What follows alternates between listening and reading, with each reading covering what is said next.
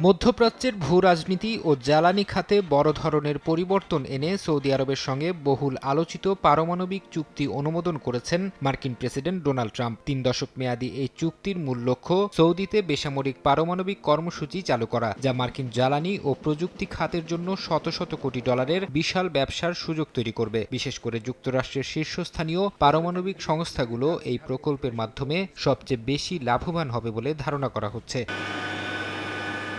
চুক্তির অন্যতম স্পর্শকাতর ও গুরুত্বপূর্ণ দিক হচ্ছে দুই দেশের যৌথ সমীক্ষা সফল হলে সৌদি ভূখণ্ডেই মার্কিন প্রযুক্তিতে ইউরেনিয়াম সমৃদ্ধকরণ কেন্দ্র গড়ে তোলা হবে। ওয়াশিংটনের দাবি, এই কেন্দ্রটি সম্পূর্ণ মার্কিন নিয়ন্ত্রণে একটি গোপন ব্ল্যাক বক্স ব্যবস্থার অধীনে পরিচালিত হবে, যাতে রিয়াদ সংবেদনশীল প্রযুক্তি সরাসরি হাতে না পায়।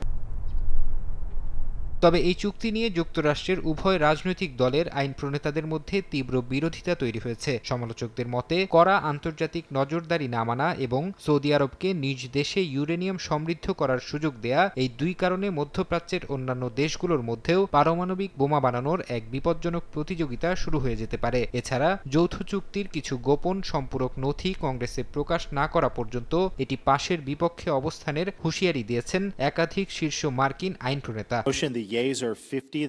তবে কংগ্রেসে বিতর্কের সম্ভাবনা থাকলেও প্রেসিডেন্ট ট্রাম্পের এই চুক্তি আটকে দেয়া আইন প্রণেতাদের জন্য অত্যন্ত কঠিন হবে। নিয়ম অনুযায়ী প্রেসিডেন্টের ভোটাধিকার বা ভেটো ক্ষমতা বাতিল করতে হলে মার্কিন প্রতিনিধি পরিষদ ও সিনেট উভয় কক্ষেই 2/3 সংখ্যাগরিষ্ঠতার প্রয়োজন হবে। ফারহাদ চৌধুরী, সময় সংবাদ।